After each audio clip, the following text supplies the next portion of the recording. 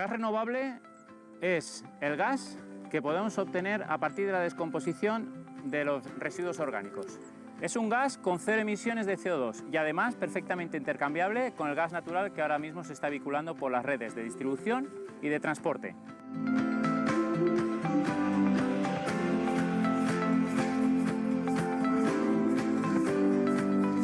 Los residuos en gas renovable se pueden transformar por diferentes tecnologías, si bien la tecnología que entendemos más madura y que estamos aplicando es la digestión anaerobia de residuos. Estos residuos pueden ser procedentes a partir de la industria agroalimentaria, industria ganadera, a partir de estaciones depuradoras de aguas residuales, y una vez que obtenemos el biogás lo sometemos a enriquecimiento y purificación a través de una planta de upgrading y con ello conseguimos las características similares al gas natural que se vincula por nuestras redes.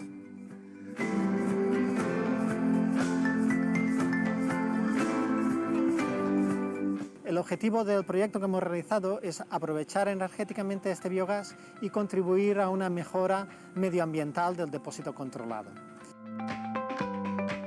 Es un proyecto de economía circular. Puede convertir una localidad, como la que nos encontramos, en un referente en un proyecto sostenible que contribuya a la mejora de la calidad del aire, a la presentación de renovables y a la economía circular. Es el primer proyecto en el que se recupera el gas de vertedero, se transforma en biometano, gas renovable y se inyecta a la red de distribución. Esto nos sitúa a Naturgy como una empresa pionera e innovadora en este campo.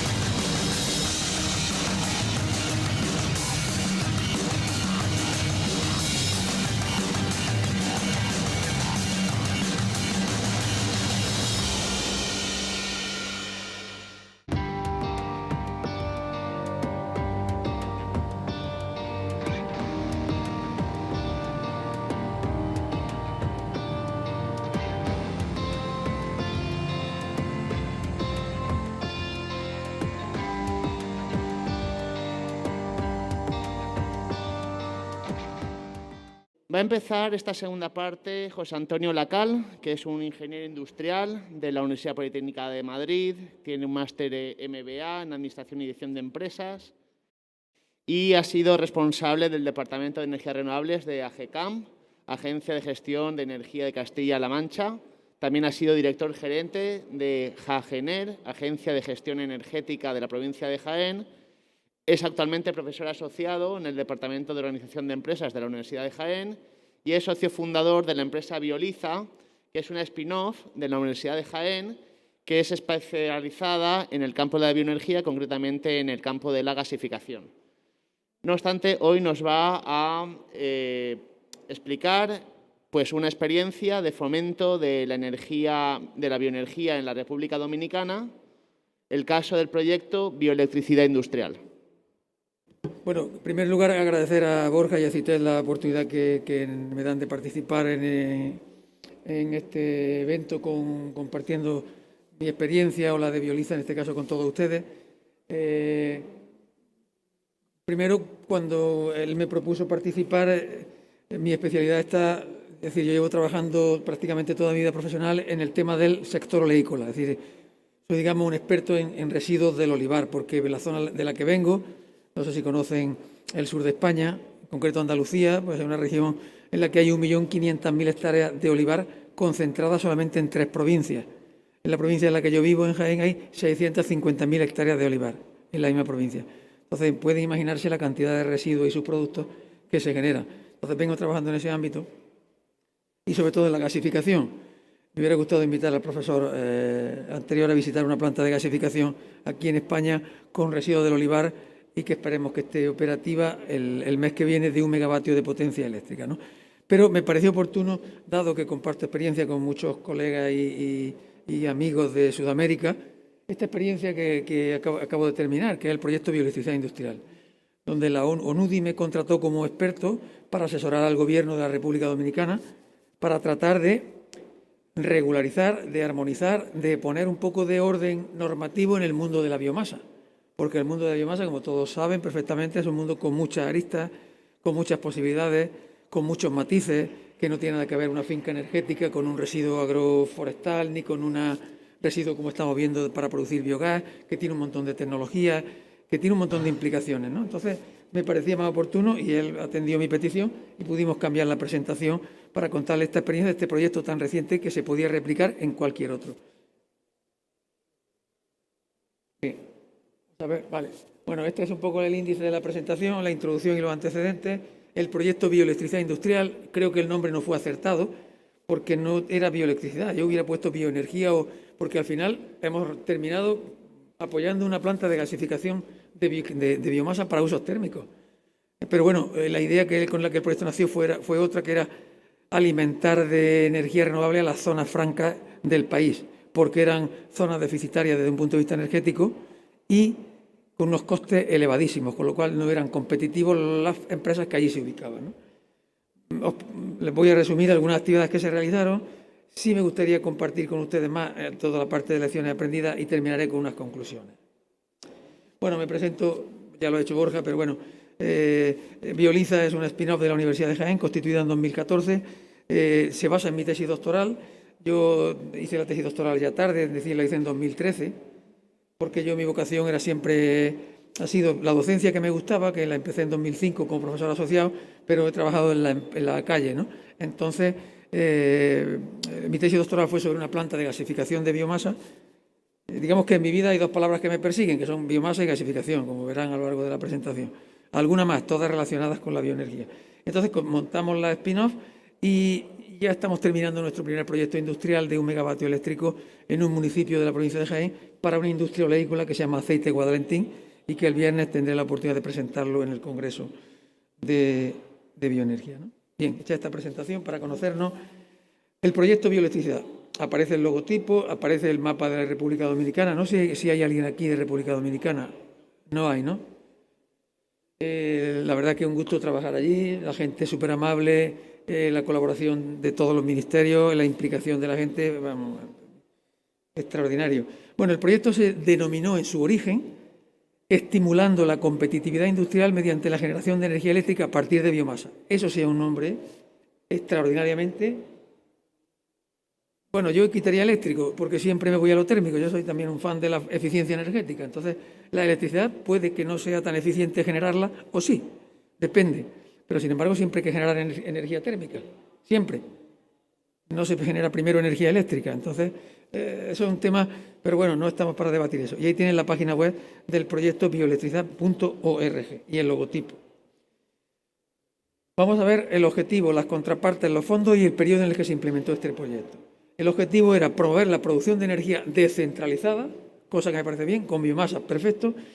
Quizás no fue, y así lo he hecho en mis informes para ONUDI, no fue el sitio ideal las zonas francas, porque son zonas que están ubicadas en espacios de alto valor añadido, son zonas muy empresariales, son zonas donde no es muy apropiado trasegar o empezar a desarrollar una logística de camiones de entrada y salida de biomasa.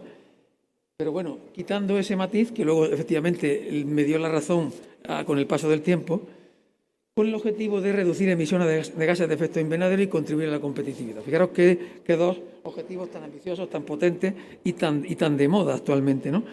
Las empresas tienen que ser competitivas. Si logramos que sean competitivas utilizando bioenergía, pues también conseguiremos que contribuyan a esa reducción de gases de efecto invernadero. Con la misma bala somos capaces de cazar dos pájaros, ¿no? Por decirlo con el argot español. Es decir, con una única herramienta podemos alcanzar dos fines distintos. ¿Qué contraparte había? Bueno, la Comisión Nacional de Energía del país, el Consejo Nacional de Zonas Francas de Exportación, el Ministerio de Energía y Minas y Medio Ambiente y Recursos Naturales, lógicamente ONUDI, luego una serie de instituciones europeas, el GEF, etcétera, con un presupuesto de no sé cuánto. Ahí está el presupuesto, parte $1.300.000 del GEF donado y $7.600.000 en cofinanciamiento de todos los contrapartes. Y el periodo de implementación fue de 2014 a 2020. Y yo me incorporé en 2018, creo que 17 o 18, no recuerdo bien exactamente. Bueno, algunas tareas que hemos desarrollado, es decir, cosas que se han hecho materialmente en el país, más allá de lo que luego les voy a contar de intangibles, ¿no? Porque quizá lo más importante sean los intangibles, pero tangible que se ha hecho. Bueno, hemos elaborado una guía técnica de biomasa forestal. Allí no había nada sobre la gestión de la biomasa forestal. Había una ley de desarrollo del sector forestal donde aparecía la palabra biomasa varias veces.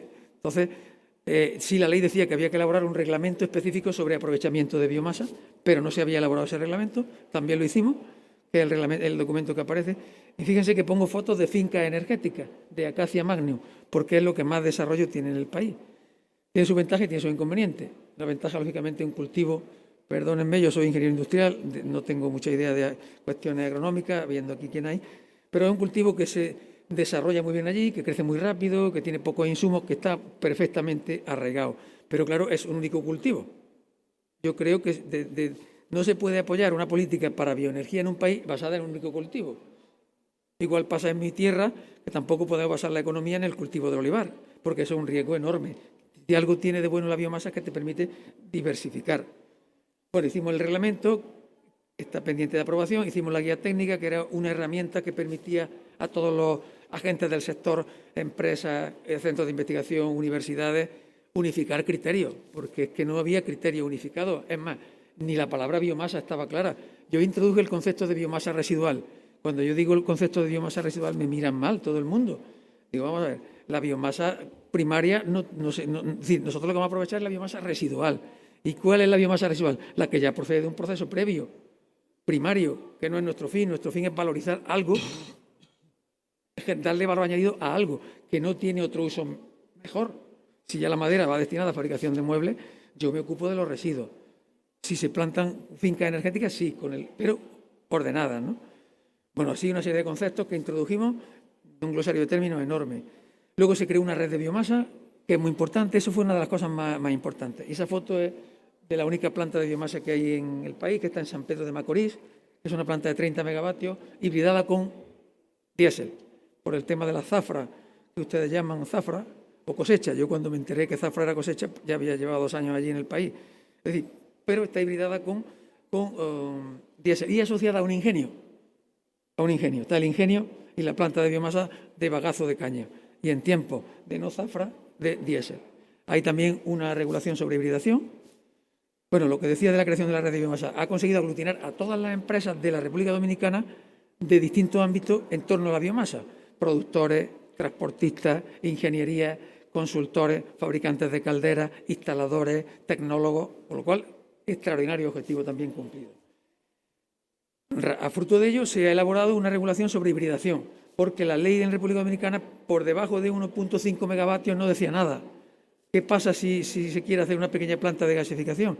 Que la gasificación, si tiene algo bueno, es la modularidad, la escalabilidad. Se parte de poco y se puede crecer. Porque plantas como la de San Pedro de Macorís, de 30 megavatios, con ciclo de vapor Rankine, se va a hacer 1 o 2, más no.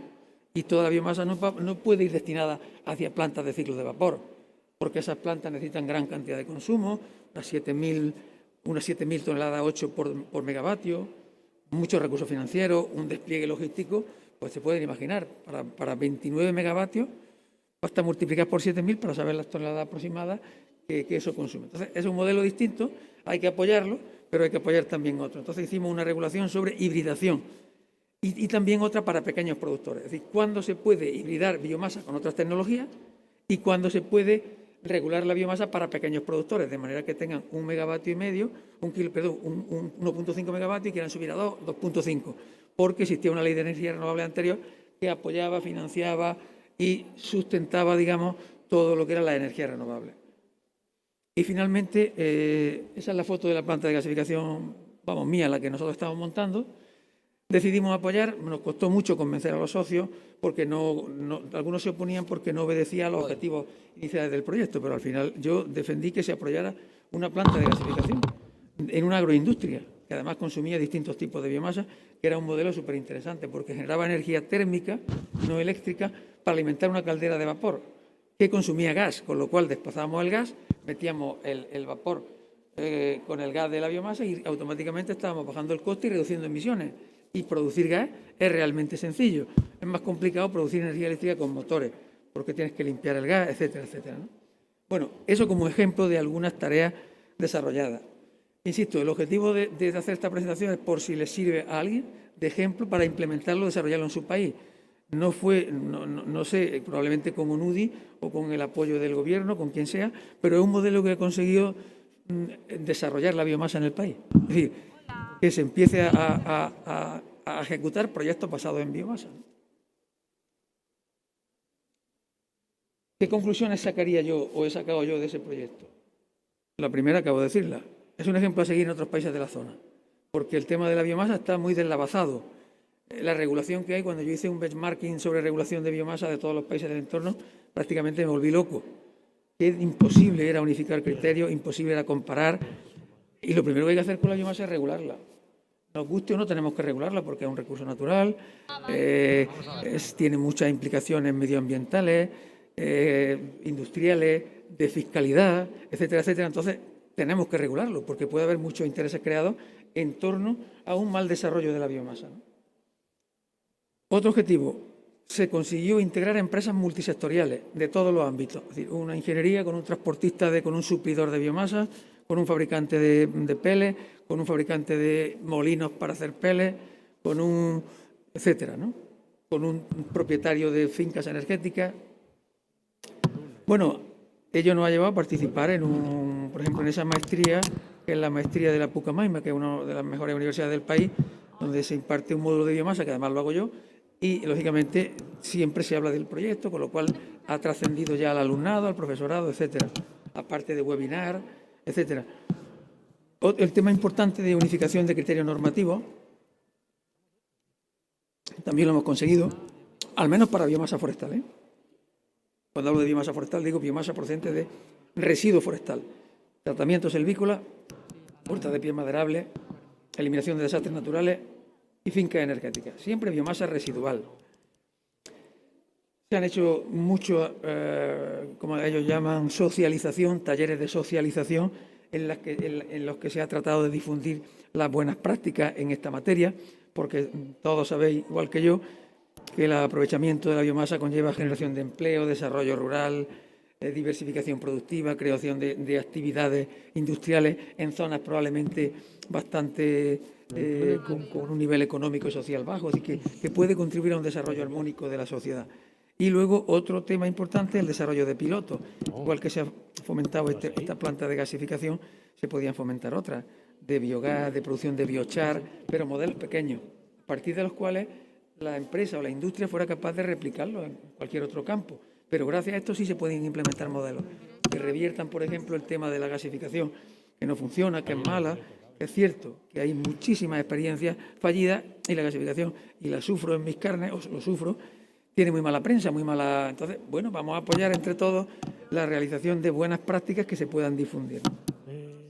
En definitiva, yo me siento orgulloso de haber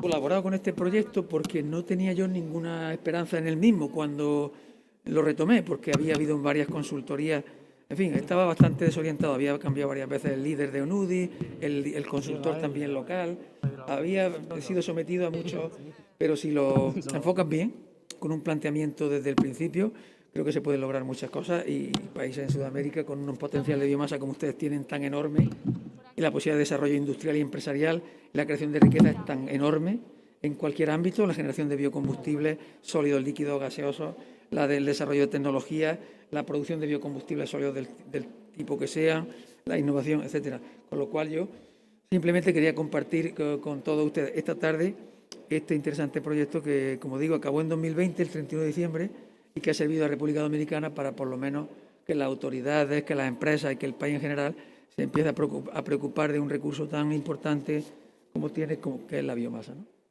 Nada más, muchísimas gracias por su atención. Si tienen alguna pregunta o cuestión. Muy bien, el segundo ponente de esta parte pues es un gran amigo, que es Juan Gaibor Chávez, que es ingeniero agroindustrial de la Universidad Estatal de Bolívar, donde también desarrolló una maestría y es doctor por la Universidad Andina de Simón Bolívar. Ha sido decano de la Facultad de Ciencias Agropecuarias, de Recursos Naturales y del Medio Ambiente. Ha sido coordinador del Centro de Estudios del Ambiente, del Departamento de Investigación también de la Universidad Estatal de Bolívar. Es miembro de la Real Hermandad de la Historia de Guaranda y nos va a presentar la situación de la producción de biogás en Ecuador.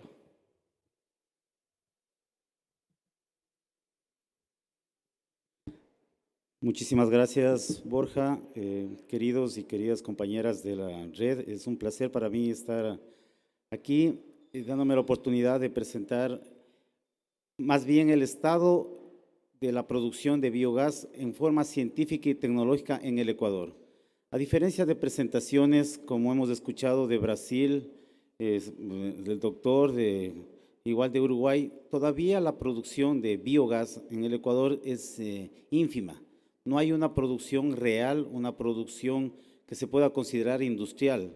Más bien estamos nosotros desde el aspecto investigativo, tecnológico en el país y a nivel universitario tratando de establecer las bases para lograr luego dar el escalamiento y producir biogás a nivel industrial. Mis objetivos en esta presentación es darles a conocer el estado de la investigación relacionado con la producción de biogás en el Ecuador, identificar las principales líneas de investigación que llevamos a cabo, dar a conocer las principales investigaciones realizadas por universidades en mi país, dar a conocer la producción científica de relevancia en lo relacionado a la producción de biogás y las perspectivas de biogás en Ecuador. Y una más que no está anotada que van haciendo de este encuentro es cómo lograr sinergias con ustedes, compañeros investigadores de otras universidades o de otros centros de otros países para que podamos trabajar algunas líneas de investigación conjuntas. Esta vez solamente voy a dar a conocer el caso del biogás. En biomasa son otros trabajos que hemos venido presentando, pero en este caso específico solamente del biogás. Debo mencionar que a nivel de biogás estamos trabajando más a nivel rural, para tratar de ayudar a comunidades indígenas sobre los 2.500 a 3.000 metros a obtener esta fuente. ¿Por qué razón no se hace mucha investigación de biogás en el Ecuador? No se la realiza porque todavía el gas producido en forma natural es subvencionado por el gobierno y espero que siga así por mucho tiempo. Es decir, nosotros el costo es de $1.60, se comercializa a $3, hay empresas que se dedican para esto, emprendimientos pequeños, pero si se lograse quitar el subsidio del gas sería un golpe económico tremendo para familias de bajos ingresos. Es decir, quitándole el subsidio debería subir a cerca de $15 a $20. Ahora el gobierno nacional está tratando, y ya lo va a lograr en unos 2 meses más, de entrar al precio internacional del galón de gasolina obtenido del petróleo. Es decir, hemos pasado nosotros en pocos meses, en menos de 10 meses, de valores de 1.80 centavos a valores que estamos en 2.30 centavos, $2.30, que es un precio muy alto, y el precio internacional está entre los 2.40 a 2.50 centavos de dólar. Entonces, en ese sentido, estos golpes va a significar también un golpe económico a las familias. ¿Cuál es la alternativa que nosotros podemos dar a nivel de investigación, que es lo que estamos haciendo a nivel de las familias rurales? Si eso llega a pasar, lo que vamos a ocasionar es una presión sobre los ecosistemas donde se desenvuelve la vida familiar y por ende va a aumentar los índices de deforestación, que eso sería terrible para un país y en general. Y además hay una presión sobre los cultivos en donde se destinaría para otro tipo de fines que no sea el alimentario. Y tomando en consideración que la mayoría de las poblaciones indígenas y rurales de Latinoamérica se alimentan más a base de carbohidratos antes que de fuentes proteínas sustentables. Entonces aquí tenemos nosotros la producción voy a enfocarme propiamente en la producción de GLP, está expresado en millones de barriles. Como vemos, hay una variación pequeña, menos de un punto, en donde actualmente estamos en el 2020 de 1.9 millones de barriles, que es suficiente para cubrir la demanda interna de producción de gas a nivel del Ecuador. Entonces, lo que me he enfocado es, bueno, ¿y qué nosotros a nivel de universidades? Eso, por favor, voy a enfatizar un poco a nivel de universidades, ¿qué estamos investigando a nivel del pregrado y a nivel de publicaciones científicas como institutos de investigación? Entonces vamos a ver algunas investigaciones, lo he puesto en orden desde el 2021 y en forma descendente hasta llegar a los datos anteriores, y vamos a encontrar en la parte que ustedes ven donde dice el título de la tesis, lo he puesto como tesis de grado, cuál ha sido el objeto de estudio, los objetivos que han perseguido, cuál ha sido la temática que ha estado establecido por las diferentes universidades. Entonces, van a haber algunas coincidencias en muchos temas en donde la mayoría de universidades han estado tratando a la materia prima de origen industrial, agroindustrial, origen urbano, origen de plantas depuradoras, cómo convertirlas en biogás y cómo caracterizar. En este caso, mi universidad, que es la Universidad Estatal de Bolívar, es una universidad pequeña que nosotros iniciamos el trabajo con biomasa, bueno, con la presencia del doctor Borja Velázquez, específicamente a partir del 2010, a través de un programa Prometeo que lo realizó el gobierno de Rafael Correa hace años atrás, y tuvimos la oportunidad de tenerle, y con él arrancamos, puede decirse que fue un dinamizador del estudio de la biomasa para todas las universidades en el Ecuador. Y resultado de eso, nosotros en el 2014 creamos la Red Ecuatoriana de Estudios de la Biomasa, ECUMASA, que hasta la fecha es donde hemos venido realizando investigaciones, y creamos el grupo de investigación de biomasa al interior de la universidad, aspecto que todavía lo venimos trabajando. Entonces, como vemos, nosotros tenemos estudios del biogás, implementación de biodigestores, comparación o aislamiento, construcción de consorcios microbianos, todo para la producción de biogás. Mucho énfasis les pido, lo pongan en el año y lo pongan las universidades que han venido estando involucradas en estos estudios. Es de mencionar que mi universidad, la Universidad Estatal de Bolívar, es una universidad pública. La UDLA es una universidad privada, que significa Universidad de las Américas. La Universidad Técnica de Babahoyo es pública, la Universidad Técnica de Cotopaxi, UTC, es pública. La Pontificia Universidad Católica del Ecuador es privada. Y yo no sé qué tienen los gobiernos, pero cuando es privado les dan más apoyo todavía. Entonces, resultado de eso, en el año 2012, un investigador reconocido en el Ecuador que fundó el Centro de Investigaciones Neotropicales, fue beneficiado por una cantidad de $4 millones y creó una biorefinería para obtener bioetanol de primera generación, y luego ese proyecto se ha ido desvaneciendo sin haber sostenibilidad en el mismo. Igual se ha financiado otro tipo de proyecto al Instituto Nacional de Investigaciones Agropecuarias, y poco o casi nada nos ha dado a las universidades públicas. No me estoy quejando, solamente estoy dando un panorama de cómo ha sido el financiamiento hacia nosotros. También tenemos la Universidad Técnica del Ecuador, la UTE, perdón, la Universidad Técnica Equinoccial, la UTE, que también es privada. La Universidad de Guayaquil.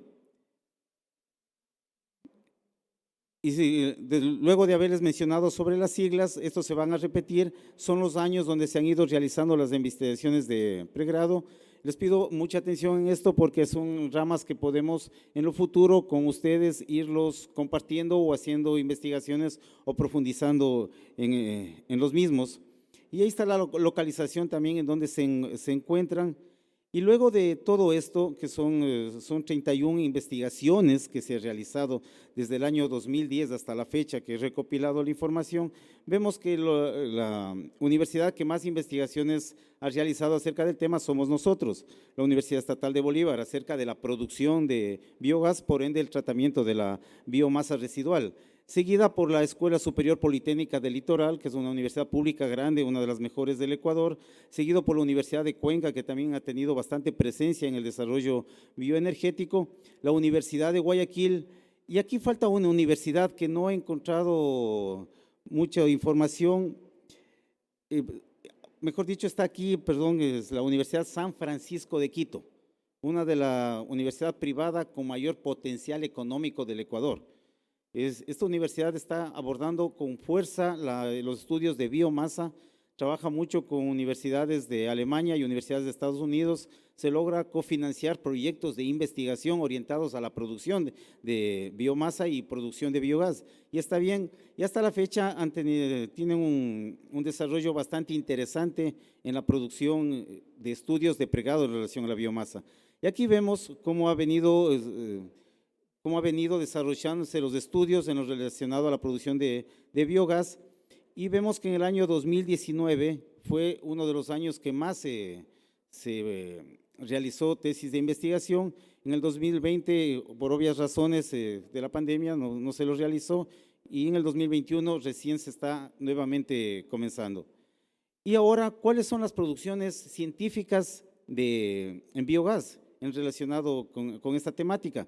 Entonces, nuevamente vamos a ver ahí, no he puesto aquí las universidades debido a que son de diferentes filiaciones los autores, pero he puesto los cuartiles en donde nosotros hemos logrado publicar en revistas de prestigio, Biomass Bioenergy, Force Energy, también Clear Production, etcétera. Y aquí se ha recopilado solamente las investigaciones realizadas por científicos ecuatorianos en todo lo relacionado a la producción de biomasa. Entonces tenemos desde el año 2021, no está el nombre de la revista porque recién terminamos esta investigación, lo hemos enviado, sí, ojalá ya nos den bueno, eso depende de Borja también, nos den las correcciones respectivas y lo podremos lograr. Entonces hemos venido publicando en el cuartil 1, en el cuartil 2, y hay algunas que ustedes le ven vacío, es que porque no se han publicado en revistas de la Web of Science.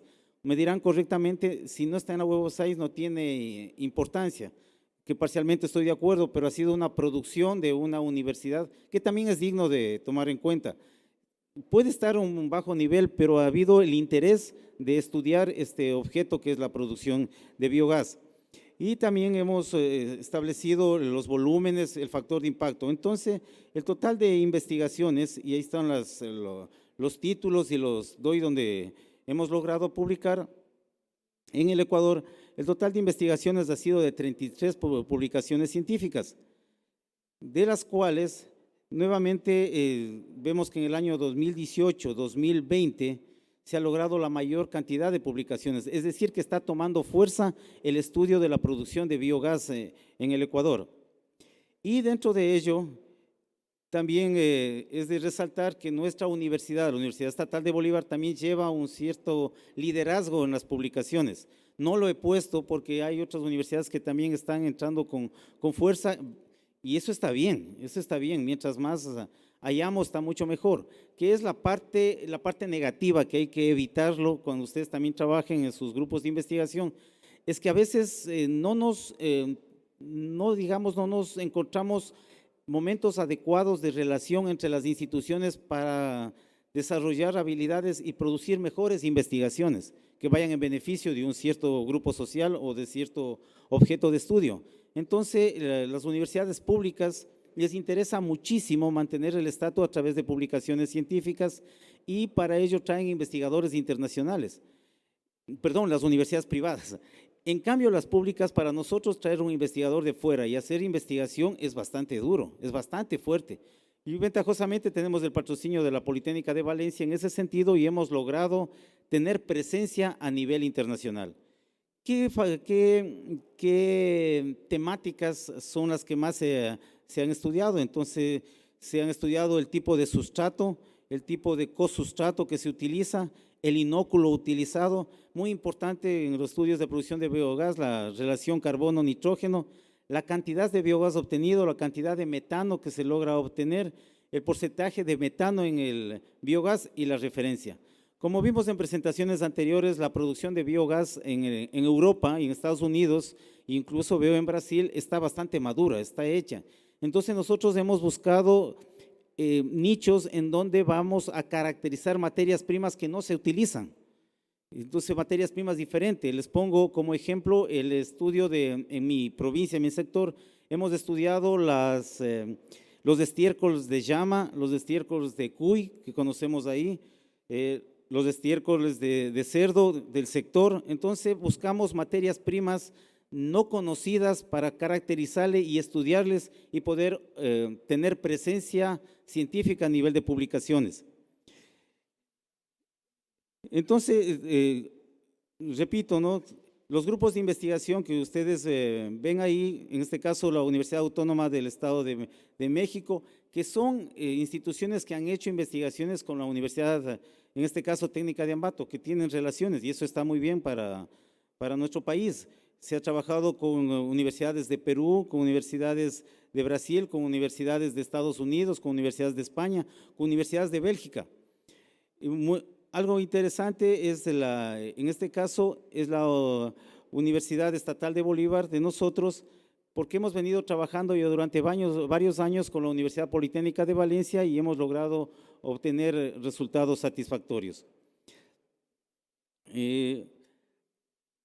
Y las especificaciones propias de los estudios lo hemos tomado en cuenta, la localización donde se realizó el estudio. No es lo mismo obtener biogás a nivel de 500 metros sobre el nivel del mar, a 1000 metros, a 2000 metros, y en este momento estamos haciendo estudio a 3000 metros sobre el nivel del mar. Y hay presencia de estudios en Bolivia. Bueno, vamos a ver los resultados de lo que se vaya a obtener. Localidades alrededor de todo el país que hemos logrado. Y eso en este caso, estos son los grupos más preponderantes en el Ecuador que realizan estudios de la biomasa.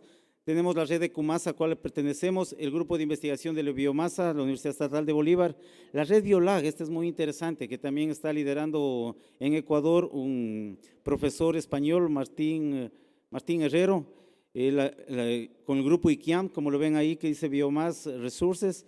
Tenemos la red de biodigestores del Ecuador y aquí me faltó la Universidad San Francisco de Quito, que no la puse. Entonces nosotros en nuestro laboratorio de biomasa en la Universidad Estatal de Bolívar contamos con algunos equipos en funcionamiento y realizamos básicamente análisis proximal, como es la humedad, cinéticas de secado, determinación de cenizas, de sólidos volátiles, de carbono fijo, carbono total. Contamos con estos equipos. Realizamos análisis elemental, realizamos análisis de carbono, hidrógeno, nitrógeno, azufre, cloro. Contamos con un analizador elemental. También hacemos análisis de fibra. Contamos con este equipo para determinar celulosa, lignina, hemicelulosa. Tenemos estos equipos para realizar estudios de fermentabilidad. Específicamente de aquí hemos hecho estudios para la obtención de bioetanol, determinando diferentes tipos de microorganismos, determinando su cinética microbiana y adaptando cuál sería el mejor para la región. Y tenemos aquí el análisis termogravimétrico. Esta es una balanza termogravimétrica acoplada a un cromatógrafo de gases y acoplado a un espectrómetro de masas que nos ayuda a determinar la cantidad de volátiles que puede botar una biomasa determinada a atmósferas controladas con la utilización de diferentes tipos de gases, puede ser nitrógeno, el aire mismo, oxígeno, etcétera.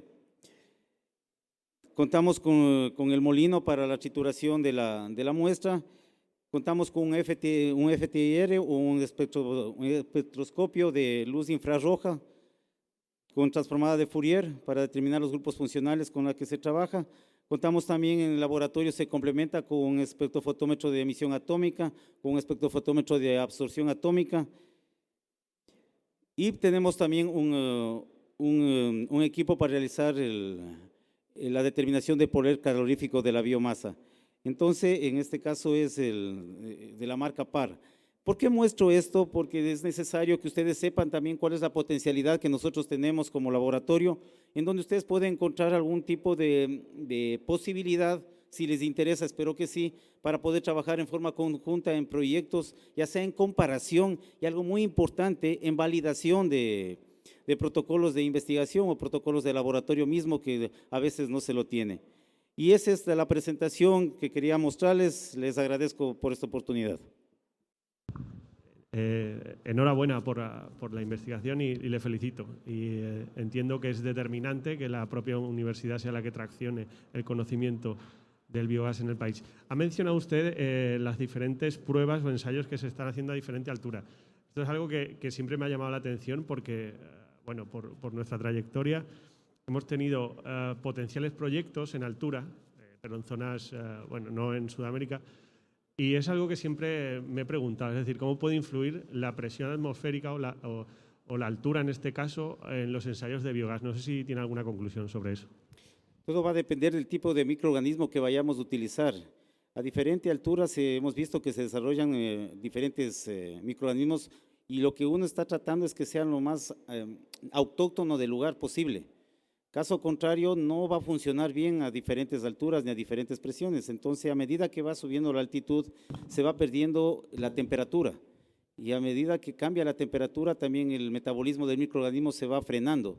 Y ahí hemos tenido problemas. Este momento, te comparto que estamos trabajando a 3.200 metros y hemos tenido bastantes problemas en la producción de biogás.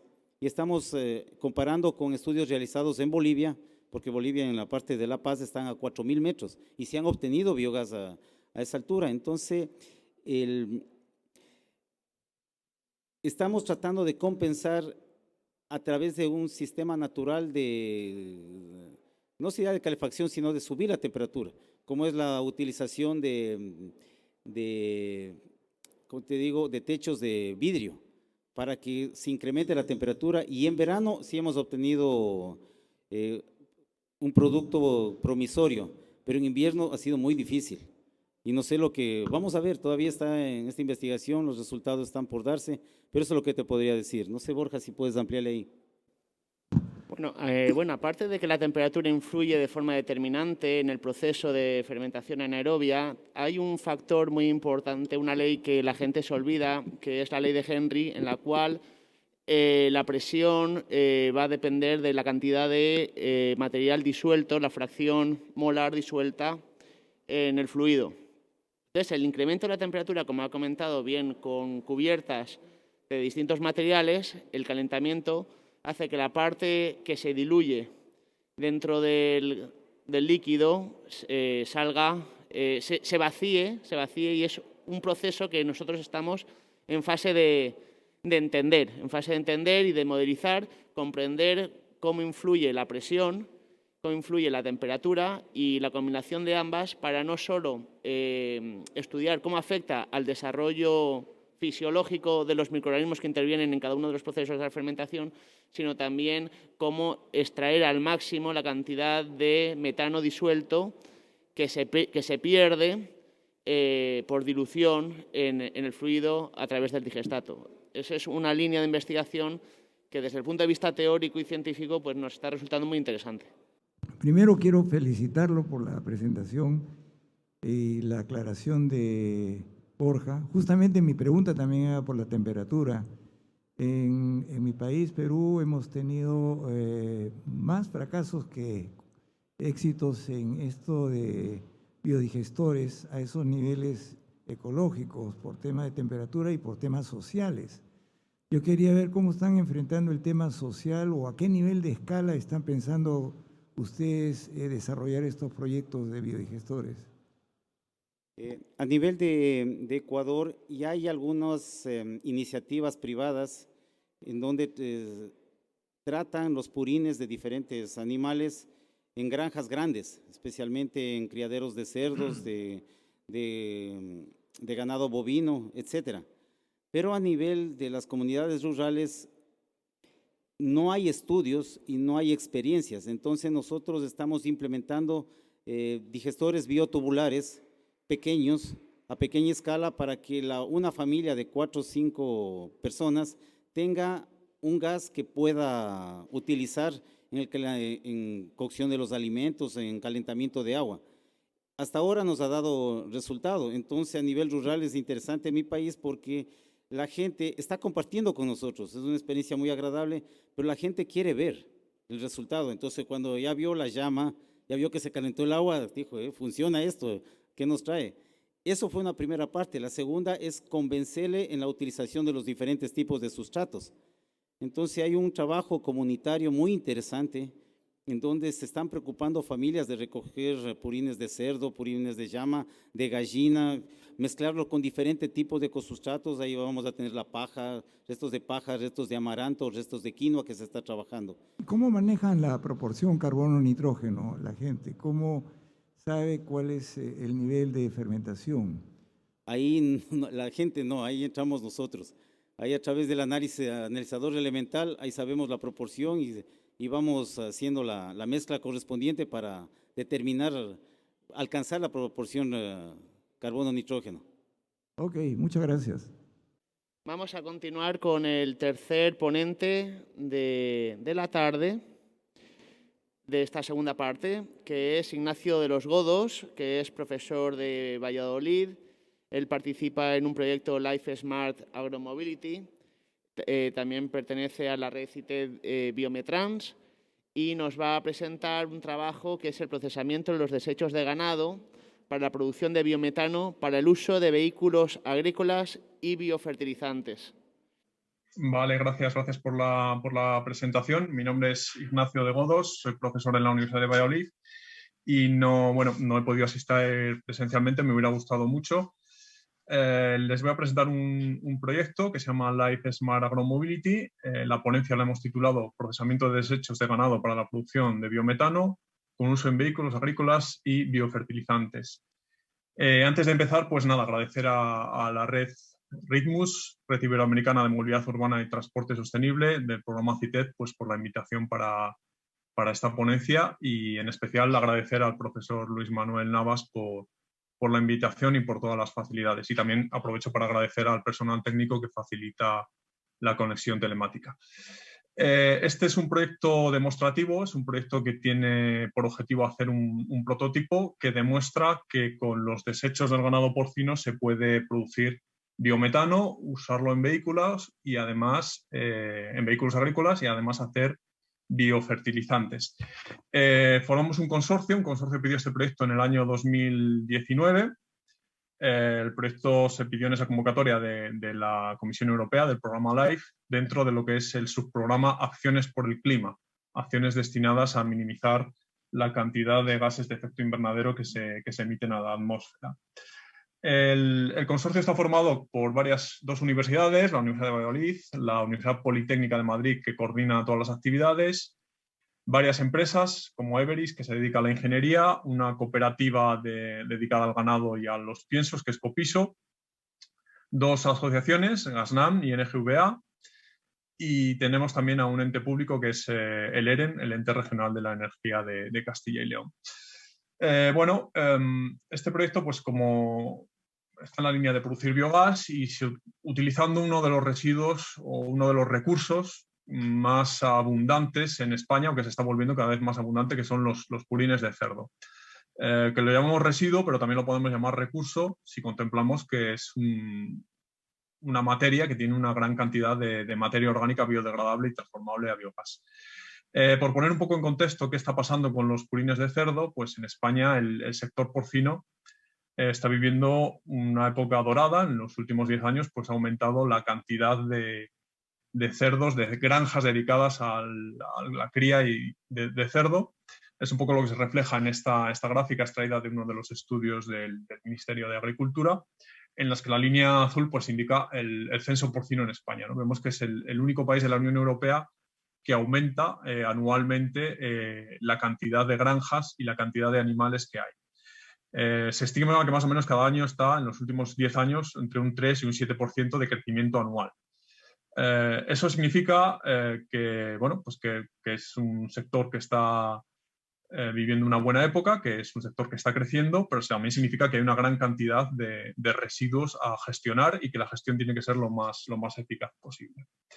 Por ver un poco qué hay detrás de ese aumento, de por qué cada año sube el censo de ganado, por qué los ganaderos están aumentando tanto el número de granjas como el número de cerdos por granja, viendo un poco cuáles son los indicadores económicos que hay detrás de todo esto, lo que vemos que España se está posicionando como un país exportador de carne de cerdo. Es lo que se representa un poco en la gráfica de la izquierda con estas barras que representan la evolución del comercio español en el sector de carne porcina.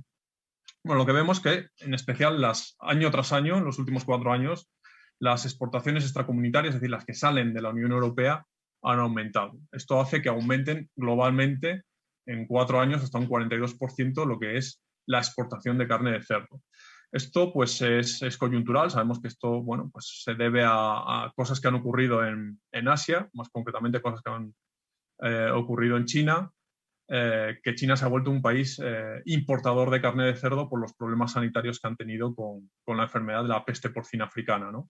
En China se han tenido que sacrificar muchos animales por esta plaga de la peste porcina africana y han tenido que empezar a cubrir esa demanda de carne con importaciones. Y en esa coyuntura España se ha posicionado bastante bien por ser un país bastante competitivo para la producción de carne de cerdo. Más producción de carne de cerdo significa pues más purines de cerdo y, como digo, podemos contemplarlo tanto como un residuo como un recurso. Cuando lo contemplamos como un residuo vemos pues todas las problemáticas que hay y en concreto nosotros nos hemos centrado en este proyecto en una de las problemáticas que son las emisiones de gases de efecto invernadero. Asociado a los purines de cerdo pues encontramos contaminación de aguas subterráneas, emisiones de amoníaco, eutrofización y en especial emisiones de gases de efecto invernadero. Por eso nuestro proyecto está dentro de las acciones por el clima, porque en realidad lo que estamos proponiendo es una solución para minimizar que una granja tenga unas emisiones de gases de efecto invernadero reducidas a través de la producción de biogás. ¿En cuánto se estima que contribuyen las granjas de porcino a los gases de efecto invernadero? Pues es un poco lo que se representa en estas gráficas extraídas del Inventario Nacional de Emisiones de Gases de Efecto Invernadero.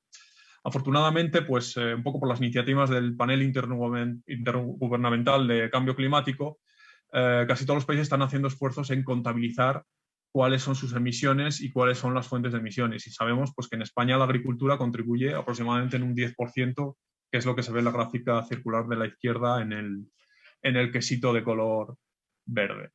Cuando decimos ese 10% de emisiones de efecto invernadero, pues en este inventario se identifican cuatro fuentes fundamentales, que serían la fermentación entérica, que ocurre en los propios animales, los suelos agrícolas, la gestión de estiércoles y luego tendríamos otras minoritarias.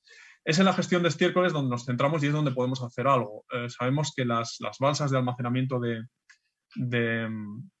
de purines pues emiten metano, emiten CO2 y emiten también óxido nitroso. Estos gases, pues bueno, evidentemente el CO2 es un gas de efecto invernadero, metano lo es todavía más, casi un 25 veces más efecto invernadero y si nos vamos al óxido nitroso llegaremos hasta 200, 300 veces más que el CO2. Nuestra solución iría orientada ahí, es decir, podríamos reducir las emisiones exclusivamente de la gestión de estiércoles. ¿Y cómo haríamos esto? Pues la solución que se nos ocurre es producir biogás, un proceso que, bueno, que todos conocemos, ya se ha explicado en ponencias anteriores, simplemente transformando las balsas de almacenamiento de purines, cubriéndolas, dándoles una cobertura que eviten esas emisiones de metano, CO2 y óxido nitroso. No es solo tan sencillo como cubrir las balsas, habría que darles un sistema de agitación y darle un sistema de calefacción y con eso transformaríamos las balsas de almacenamiento, de contención, las balsas que los granjeros utilizan pues, para tener el purín disponible para fertilizar los campos o para enviarlo a gestores especializados, esas balsas transformarlas en digestores, de tal forma que sea un digestor que no tenga un impacto visual importante y que sea de alguna forma de bajo coste de instalación, si aprovechamos un poco la infraestructura que ya existe en las granjas. No voy a explicar el proceso de digestión anaerobia porque bueno, ya sabemos más o menos en qué consiste. Pues la biomasa se va transformando biológicamente en moléculas cada vez más sencillas, azúcares, luego finalmente ácidos grasos volátiles y finalmente tenemos el metano, que sería esa mezcla de, el biogás, que sería esa mezcla de metano y CO2. Nuestras estimaciones y el prototipo que queremos hacer, sabemos que simplemente por el hecho de instalar un digestor anaerobio, una granja de 3.000 cerdos podría ahorrar unas 617 toneladas de CO2 equivalente al año, simplemente por el hecho de evitar esas emisiones. Pero bueno, queremos hacer algo con el biogás, queremos transformarlo a biometano, queremos tener un gas natural renovable, y esa transformación de biogás a biometano requiere un sistema de enriquecimiento o upgrading. Ese upgrading pues, consiste en eliminar fundamentalmente el CO2, es un poco lo que se representa en las gráficas de la izquierda. El biogás crudo pues, tiene un 60% de metano, hasta un 40% de CO2, está húmedo, tiene un gran contenido de agua, ácido sulfúrico, amoníaco y otros gases trazas que pueden dificultar su gestión. Por sistemas de enriquecimiento upgrading entendemos quitar la mayor parte del CO2, eliminar por completo el agua, dejar el gas seco, eliminar por completo el ácido sulfúrico y eliminar por completo otros componentes minoritarios como el amoníaco. Existen distintos sistemas de upgrading, que son los que se representan aquí: lavado con agua, lavado con solventes orgánicos, lavado químico y separación por presurización. Son sistemas comerciales que bueno, se pueden comprar a empresas especializadas y te lo instalan. El problema de todos estos sistemas comerciales es el elevado coste de instalación. Más o menos se representa en esta gráfica extraída de una publicación de ya hace unos años, en los cuales se estudiaban los costes de inversión de los distintos sistemas de limpieza de biogás, de upgrading, por la capacidad. Y entonces todos ellos, que son sistemas que de alguna forma vienen de la industria petroquímica, basados en solventes orgánicos, en exclusión molecular, todos ellos tienen el defecto de que son extremadamente caros a pequeñas escalas.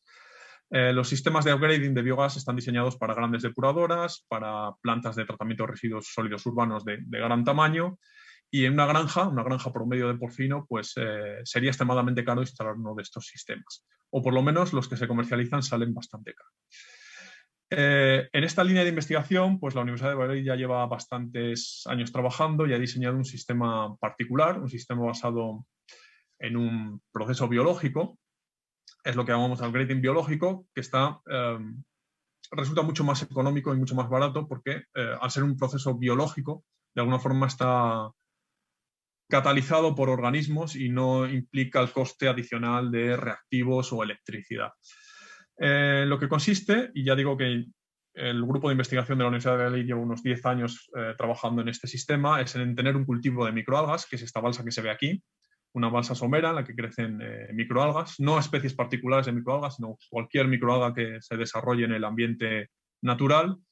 Y estas microalgas serían organismos consumidores de CO2, consumirían el CO2 del metano.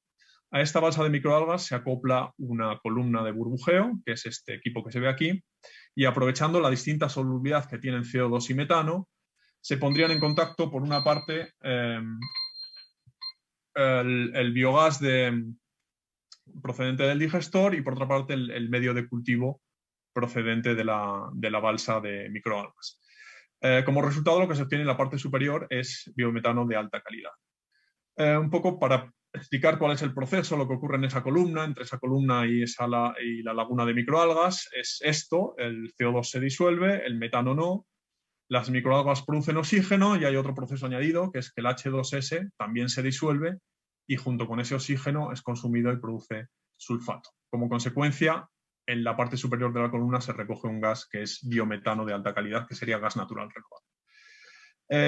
Bueno, esto forma parte de investigaciones previas al proyecto.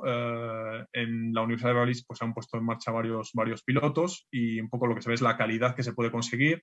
En los puntos azules se ve la concentración de metano, siempre superior al 90%, compatible con el uso de vehículos, próximo al 100%, y siempre hay una cierta contaminación de otros gases como nitrógeno, que vendría representado en la escala de la izquierda, un 3, entre un 2 o 3% de nitrógeno, y contaminaciones leves de oxígeno, en torno al 1%.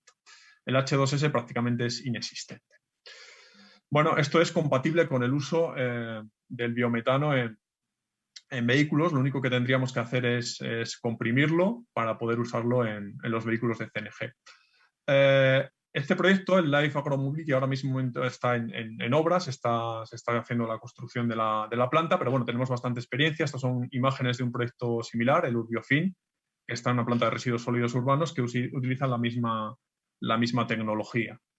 Esta laguna es de unos 300 metros cuadrados, la que vamos a utilizar en el Life Agromobility en la provincia de Soria es de 1.500 metros cuadrados y ahora mismo está en obra. Y esta es una fotografía de lo que sería la columna de intercambio que intercambia biogás por una parte y el medio de cultivo por otra. Como decía, después del proceso de upgrading, después de lo que es la columna de absorción, tendríamos que ir a un tren de compresión y afino, en el cual pues, que se eliminan las trazas de ácido sulfídrico, se eliminan los restos de agua para dejar un biogás seco y se comprime a unos 250 bares y estaría listo para utilizarlo en una gasinera. Como el objetivo final del proyecto es ahorrar emisiones, se estima que el combustible que se puede producir en esta granja, una granja de 3.000 cerdos, pues estaría en unas 83 toneladas de CO2 equivalente al año. Y no solo ese beneficio, sino que además se produce también, dentro del proceso hay una producción de la biomasa de microalgas. La biomasa de microalgas que está creciendo con el CO2 del biogás y con parte del digestato que sale del digestor anaerobio. Esa biomasa de microalgas, pues aparte de tener un alto contenido de nitrógeno y de fósforo, sabemos pues, que tiene componentes orgánicos interesantes desde el punto de vista de los fertilizantes y bioestimulantes, como lo son fitohormonas. Entonces diríamos que serían no solo biofertilizantes, sino bioestimulantes de alto valor añadido. Ahorraríamos más emisiones, ya que estos fertilizantes de tipo orgánico pues sería un ahorro de fertilizantes sintéticos que tienen asociadas también emisiones. Simplemente por la producción de las microalgas tendríamos un ahorro de unas 30 toneladas al año de CO2 equivalente. En conjunto, si sumamos dentro de una granja donde estamos haciendo el prototipo, todas las emisiones que se ahorran por instalar este sistema de generación de biogás y de microalgas, tendríamos unas emisiones totales ahorradas de 730 toneladas al año en una granja de 3.000 cerdos. Por poner un indicador que de alguna forma los coordinadores del programa LIFE nos pidieron indicadores que puedan ser extrapolados a otras instalaciones y que puedan servir para estimar si el proceso es viable dentro de lo que es el proceso de producción de carne en las granjas, pues hicimos un cálculo y estimamos este valor de 2,45 kilogramos de CO2 por kilogramo de carne. Esto significa una reducción de un 42% de las emisiones dentro del proceso de producción de carne. Es decir, ahorramos un 42% de las emisiones en un proceso de por sí que ya es rentable. Entonces, proceso rentable de producción de carne lo haríamos mucho más sostenible, casi la mitad de menos de emisiones, y aparte pues estaremos dando ese beneficio de producción de bioenergía y de tecnificación de las granjas. Bueno, este es un poco el estado del proyecto. Se está ejecutando en una granja de la provincia de Soria. Llevamos un año, hemos realizado toda la labor de ingeniería y ahora mismo pues están poniendo en marcha la construcción del prototipo. Esto que se ve abajo es la laguna de microalgas, lo que serían 1.500 metros cuadrados de laguna de microalgas, muy poco profunda. El 4 es el digestor anaerobio de 150 metros cuadrados y aquí están todo el resto de los componentes, incluido un gamasómetro, una gasinera para la compresión de biogás, de biometano, y habrá también vehículos agrícolas para la utilización de este biogás, de este biometano. La idea de todo es pues, hacer una planta que sea lo más compatible con la granja, es decir, perfectamente integrada en lo que es la infraestructura existente de la granja para que el granjero simplemente no tenga que preocuparse de más que de seguir con su proceso de cría de cerdo, mientras que nosotros en nuestro proyecto pues, estamos produciendo bioenergía. Aunque sí que es verdad que el granjero podría ser beneficiario final de la bioenergía. Y bueno, esto es todo. Espero que les haya gustado. Una vez más, pues agradecer a la Red Ritmus para la invitación. Y si tienen alguna pregunta, pues estaré encantado de intentar responderlo desde aquí. Hola Ignacio, gracias por tu presentación. Ha sido muy ilustrativa, pero la pregunta que tengo es con referencia al tiempo de residencia en el cual el biogás y el cultivo de algas deben interactuar para poder perfeccionar la purificación. Se refiere al tiempo de residencia en la columna, es Sí. muy corto. Veamos, es el término de minutos, es muy corto, no sé darle el valor exacto.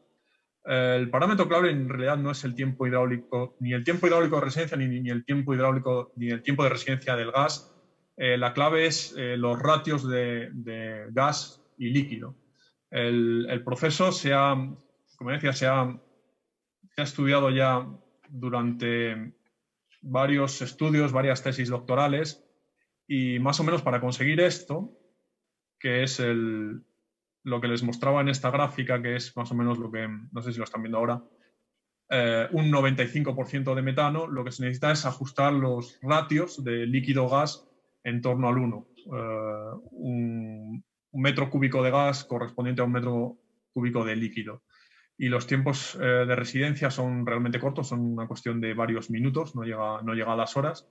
Y bueno, tenemos la suerte que son casi ya 10 años de investigación en este campo, con escalas prototipo, escalas laboratorio y todos esos detalles técnicos, como también el uso de difusores, la longitud de la columna, parámetros operacionales, como utilizar cocorriente o cocorriente, todo eso ya se ha estudiado bastante y tenemos ya la experiencia previa tanto de pilotos como de laboratorio.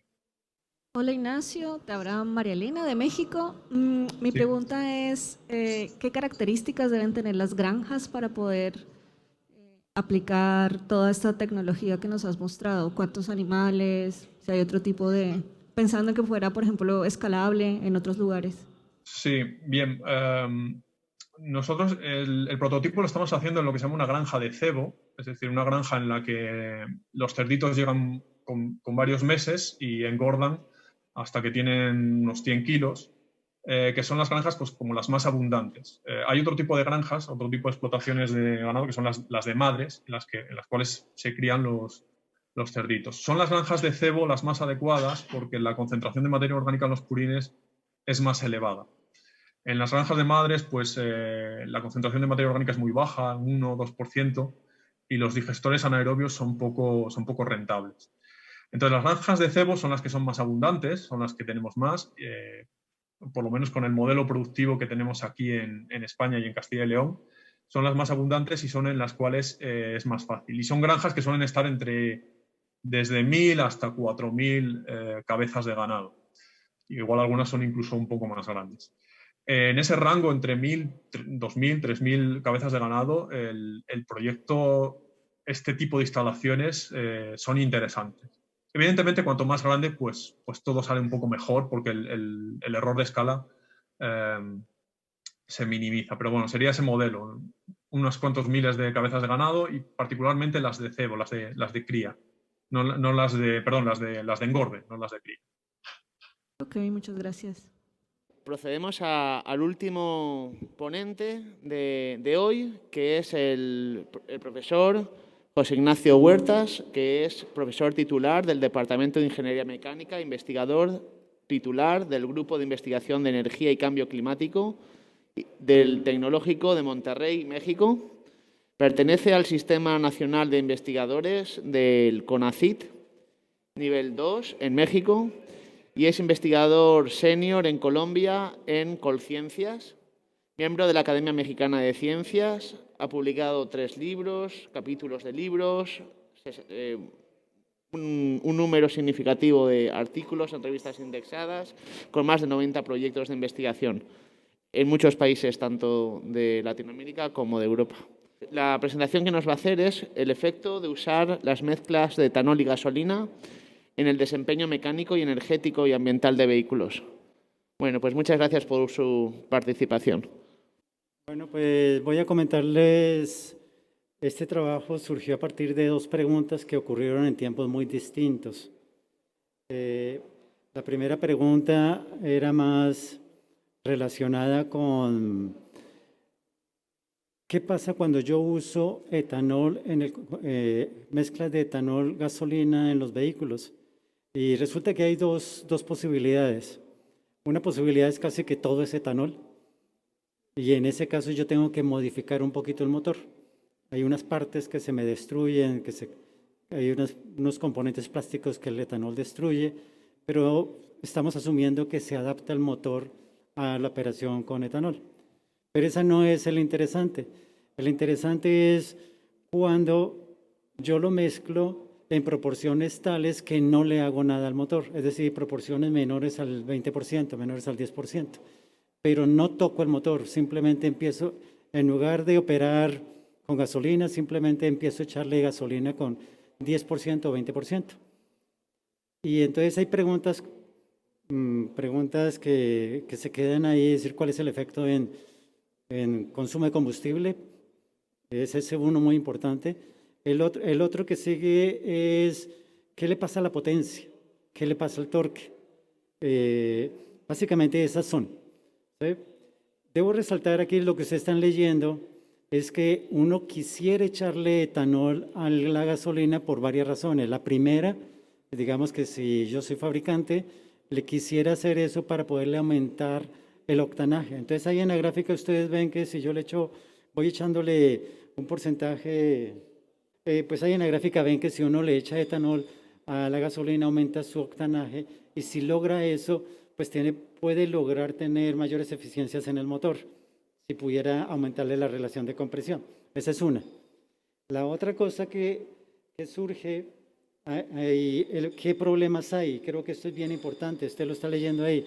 El problema es que si usted le echa etanol a la gasolina, el etanol tiene menor poder calorífico.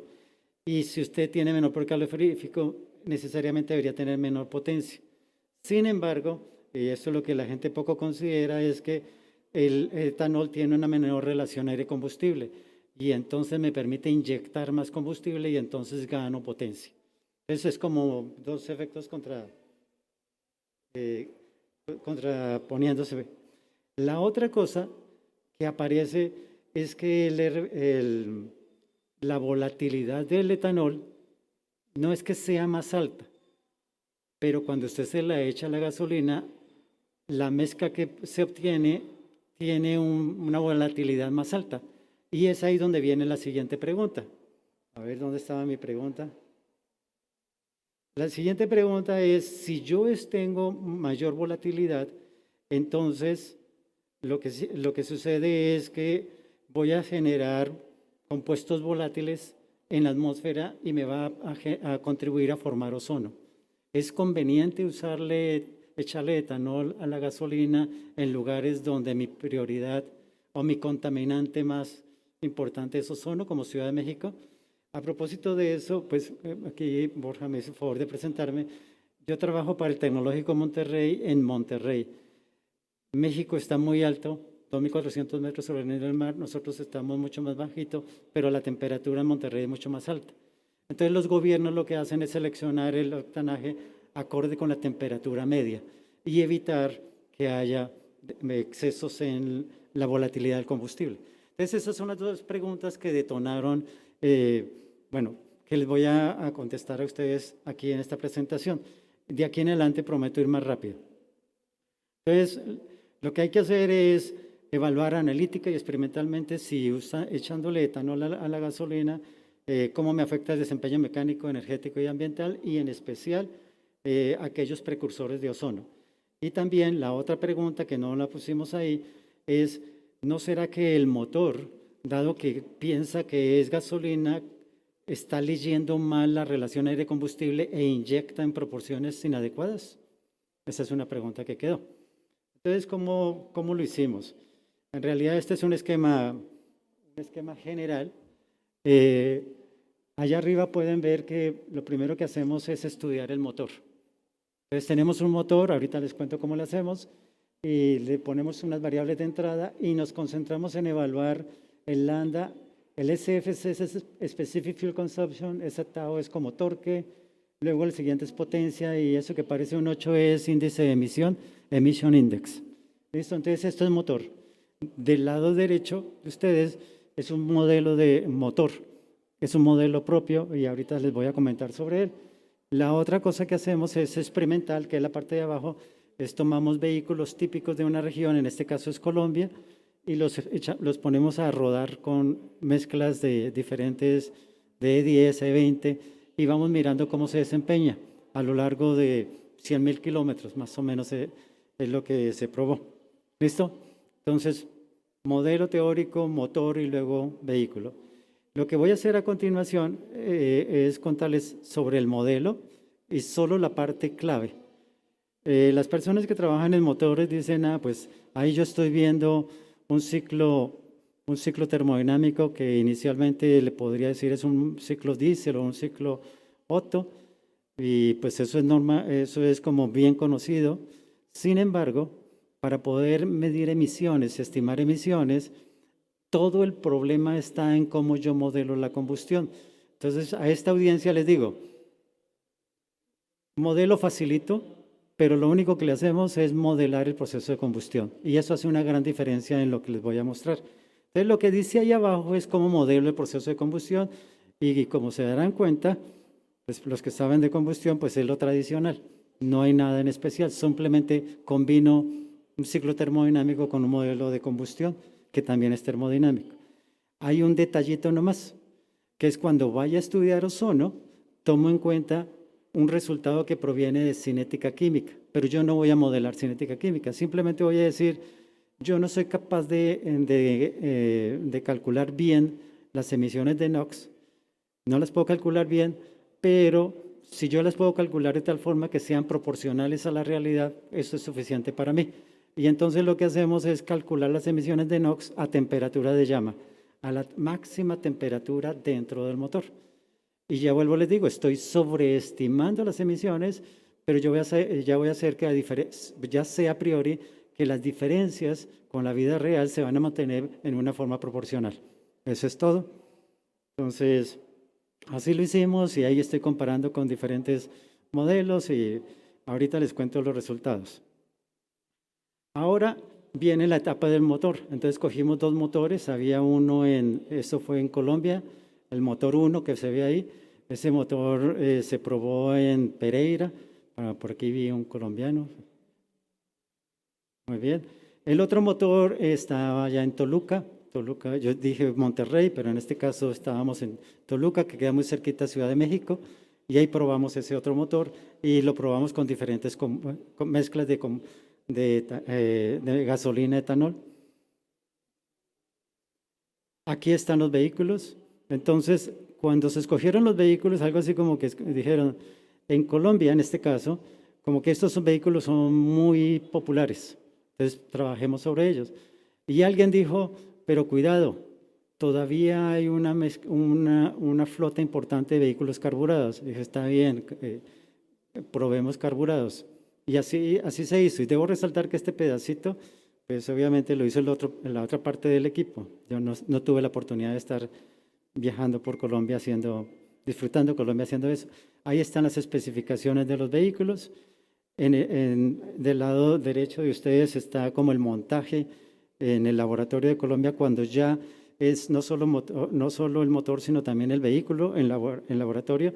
Y del lado izquierdo de ustedes está cómo se montó para probar en Toluca. Entonces, lo único que quiero resaltar acá es que se usaron dinamómetros apropiados con equipo apropiado para estos menesteres. Y eso es lo que se está especificando acá. Y debo resaltar que en el caso de Toluca tenemos un PEMS. Primero aquí está el dinamómetro y aquí está el PEMS del Lab 12 es México. Entonces son los equipos apropiados. ¿Listo? Y aquí están las mezclas de combustibles que se usaron. Como pueden ver, E0 es gasolina, E10 10% de etanol y E20 pues 20% de etanol. Aquí están por donde, cuando se empezó a monitorear el carro recorriendo el país. Entonces ahí están las rutas que siguieron. Debo resaltar que en la selección de la ruta lo que se debería hacer es deje que el carro ruede. No importa las rutas, pero que recorra el país libremente. Porque esa primera pregunta era para el gobierno colombiano. La segunda pregunta era para el gobierno mexicano. ¿Listo? Entonces aquí van resultados, pero se los voy a presentar en una forma no tan aburrida, porque cuando voy a los detalles se vuelve aburrido lo que les estoy contando. Entonces ahí dice potencia. Y entonces en el modelo analítico dice, pues sí pierde potencia, pero es 3%. Eso no lo siente el usuario común, ¿sí? Pero eso es analítico. Cuando uno va a ver los datos experimentales, ya sea el motor, ya sea en carro, no se distingue la variación, la variación de las mediciones generada por diferentes circunstancias, inclusive por la precisión de los mismos instrumentos, y uno hace el análisis estadístico y dice, no puedo sostener que hay diferencias. Las diferencias son despreciables. ¿Listo? Entonces confirma que pues, sí hay una mínima pérdida de potencia, pero no se percibe. Lo siguiente que dice ahí es consumo. Entonces, si ven que en la gráfica de arriba, aquí dice consumo, ¿sí? Y abajo es porcentaje de contenido de etanol. Entonces, obviamente, a medida que yo voy aumentando el porcentaje de etanol, pues, como yo les dije al principio, el etanol tiene menor poder calorífico, entonces la potencia requiere más combustible, eso es lo que necesita. Y experimentalmente no son gráficas iguales, resalto. En la segunda gráfica tengo el consumo, pero aquí está por revoluciones del motor. Y esto ya es con los vehículos. Con los vehículos, pero casi que la comparación es esta gráfica con la de allá. Y está el carburado, lo pueden ver, y está el de inyección. El carburado pues consume más y la curva de la bañera se nota más en el inyectado. Si ustedes ven las curvas, pues digamos ahí no tiene el error, la dispersión de los datos, pero ustedes pueden ver como que no es tan evidente que realmente haya unas diferencias en consumo. Sí se nota que pues si usa el E0, ahí dice E0 consume, bueno, no se nota, la que yo estoy viendo aquí uno dice E0 pareciera que consume un poquito más. ¿Sí? Entonces, pero yo quiero que le quede en la mente es, las diferencias en consumo de combustible tampoco son apreciables, no las percibe uno. Solo que recuerde, estamos llegando hasta el 20% de etanol, no más. ¿Sí? Si echa más para arriba, puede que sí sea evidente. Luego viene emisiones, entonces vienen las fáciles. Primero las fáciles. Entonces, ¿cómo son las emisiones de CO2? Pues recuerde que si consume más, pues emite más CO2. Eso es lo que finalmente pasa. Pero debo hacer una aclaración bien importante. Cuando usted está usando etanol y si viene por la vía bio, entonces finalmente yo estoy dando el resultado de cuánto emite en el tubo de escape, pero no estoy haciendo un balance entre lo que ahorré al momento de estar generando el etanol por la vía bio. ¿Listo? Entonces este es nomás en el tubo de escape. Y las emisiones de CO, dice, sí disminuyen un poquito. Experimentalmente usted ve las barras de error y no podría sostener que hay grandes diferencias. Ahora vamos con las de NOx. Estas ya son un poquito más complicadas porque son más sensibles. Entonces dice que en las emisiones de NOx pues, se reducen un poquito y cuando va a ver los resultados experimentales también reduce un poquito. Siempre estamos en el margen de los 3%. ¿Listo? Y este es el último. Este fue el que nos hizo como repensarle.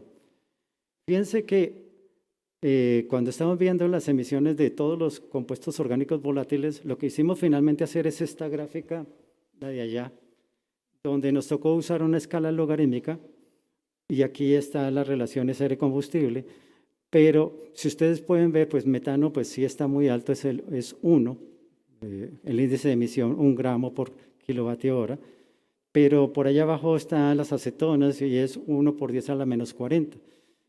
Pero allá abajo está el etano, el formaldehído, el mismo etanol y el acetaldehído. Ellos están muy chiquitos, pero es que en proporciones muy chiquitas generan, voy a decir, tienen el potencial de generar cáncer, entonces la gente se preocupa mucho por eso. ¿Listo? Entonces, y resulta que cuando uno ve la formación de estos compuestos, hay 2 regiones. La región número la región con lambda mayores a 1, es decir, con exceso de aire, y uno dice, ahí no pasa nada. El problema es que podría pasar que el vehículo opere por alguna razón con defecto de aire. Sucede muy poquitas veces, pero ahí las emisiones de VOC son muy altas. Se ve que van cayendo con lambda 0.8 a 0.9 y en 1 básicamente 0. Entonces, aunque en lo cotidiano uno esperaría que no fuera un problema, pues debe considerar el peor escenario, que es que el vehículo opere con lambdas menores a 1. Entonces, esta grafiquita se vuelve muy importante, es decir, cuidado porque sí se incrementa la formación del formaldehído y del acetaldehído en esa región de menor importancia. Y entonces este es ya el último acetato, ya con esto terminamos. Entonces lo siguiente que hicimos es, recuerda que la preocupación era la formación de ozono. Entonces hay una herramienta, hay una teoría, una forma de hacer eso, es considerar una, no sé, como una cosa que se llama el potencial de formación de ozono. Entonces para cada contaminante, dice, ese tiene un potencial de tanto, ¿sí? Y entonces uno lo que hace es multiplicar cuánto emite el carro en ese contaminante y lo multiplica por ese potencial de ozono, suma, y eso le da pues el total. Entonces, si ustedes ven ahí en la gráfica de la derecha, ya se hace en forma incremental. Y dice, pues todos los que están, casi que no se nota nada, pero excepto los rojitos, que son los relacionados con etanol, sí se aumenta el potencial de formación de ozono. Pero eso solo sucede cuando estamos en relaciones de lambdas mayores a 1. Pero no eran aquellos que yo les estaba diciendo que eran los peligrosos, que eran a los que le preocupaban a la autoridad ambiental. ¿Listo? Eso es. Muchas gracias. Muy, muy explícito, pero viene la pregunta del millón. ¿Le ponemos o no le ponemos no es tan fácil, pero me preguntó la mía. Sí. Mi opinión es que definitivamente sí. Ese es el camino. ¿Sí? Pero recuerde que hay que tener cuidado y hay que asesorar, que la historia es así. Quien toma la decisión, voy a decir, son las autoridades ambientales o son las autoridades correspondientes y nosotros tenemos que proveer información técnica para que ellos puedan tomar decisiones. ¿Sí? Entonces, eso es lo que fundamentalmente el trabajo es ese, darle información. Si ellos me preguntan, yo diría, las evidencias que tenemos indican que sí. Sin embargo, quien toma la decisión deben ser las autoridades ambientales. Tengo, de hecho, dos preguntas. La primera es con respecto al precio del etanol y al precio de la gasolina. O sea, cómo se intercambian esas mezclas y al final del día, cómo queda el precio del litro o del galón de ese combustible modificado. Y la segunda es con respecto a al impacto que tiene en la agricultura la producción de etanol. O sea, en qué proporción el azúcar en Colombia, por ejemplo, se ha incrementado en su precio desde la implementación de estas mezclas etanol-gasolina básica. Gracias. Muchas gracias. Agradezco la pregunta porque me ayuda a reforzar lo que ya le había comentado. Hay muchas cosas detrás de. Efectivamente, primero, precio. ¿Sí? Recuerde que hay una diferencia entre precio y costo. ¿Sí? Precio es básicamente lo que se acuerda debe ser. Costo es cuánto me cuesta producir. ¿Sí? Entonces, en términos de costo de producción, depende de muchas cosas. ¿Listo? Lo que sí sé es que los gobiernos han venido optando por tener precios muy cercanos e inclusive un poquito más para lo del etanol.